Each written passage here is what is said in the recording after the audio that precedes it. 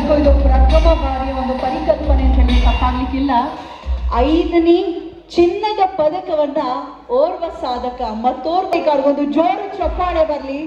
ಎಂತಹ ಅಭಿಮಾನವನ್ನ ವ್ಯಕ್ತಪಡಿಸೋದ್ರಿ. ಬರೀ ಚಿನ್ನದಂತ ಮಾತಿಂದ ಬರೀ ಅಲ್ಲ, ಚಿನ್ನವನ್ನೂ ಕೊಡೋ ಮುಖೇನ ಸರ್ ಸಲಾಂ ತಮಗೆ ಎಂದೇನುತ್ತಾ